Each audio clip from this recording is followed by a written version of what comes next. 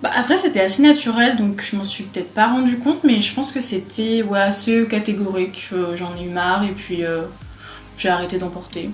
Ce que j'aime pas dans les soutiens-gorge c'est un peu inconfortable je trouve. Alors peut-être que je portais pas des soutiens-gorge totalement à ma taille, ce qui est probable, mais je trouvais ça un peu inconfortable et j'ai essayé surtout l'été à ne plus porter de soutien-gorge et j'ai trouvé ça tellement confortable que même en hiver j'en portais plus. Et je porte souvent des choses assez serrées, enfin des hauts assez près du corps.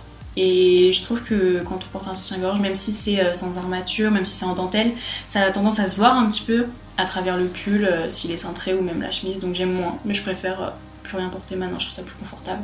Oui, j'en porte quand même de temps en temps.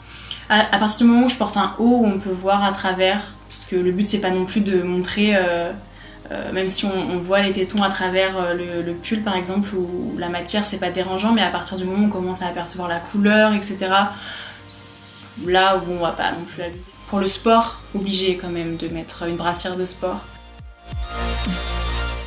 Alors bah, j'ai eu de la chance parce que non, jamais. Après, je sais que les gens le savent que je porte pas, ça se voit. Donc on voit la forme du sein et souvent quand les tétons pointent, ça se voit. Donc on m'a déjà dit, mais c'était pas méchant, c'était pas une réflexion déplacée.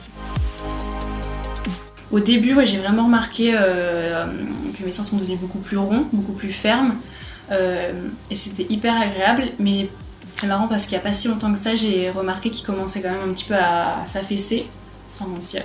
Mais j'ai des seins beaucoup plus fermes, beaucoup plus toniques qu'avant. Ça, et je trouve que la forme est beaucoup plus jolie.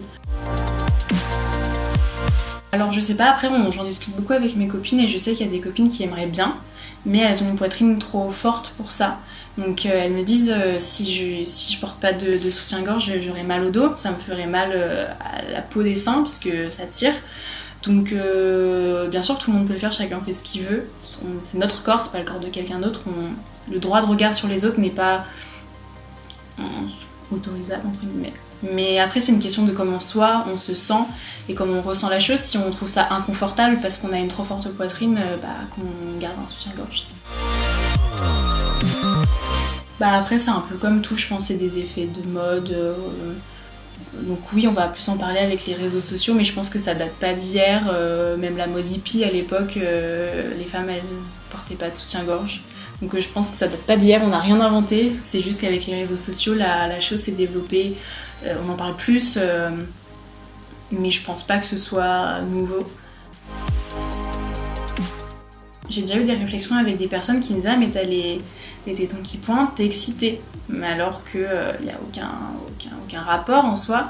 Ça peut être lié, mais je peux juste avoir froid. Et c'est surtout ça, moi je pense, le sein, oui, les seins en lui-même a une consonance très sexuelle, mais ça pourrait être comme les mains.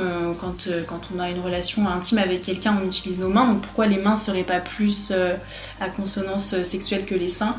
C'est pas parce qu'une femme ne porte pas de soutien-gorge qu'elle va forcément vouloir être aguicheuse et vouloir qu'on regarde ses seins, non, c'est juste, comme je disais tout à l'heure, une volonté personnelle et c'est pas pour autant qu'on demande à ce que tous les regards soient braqués sur ça particulièrement.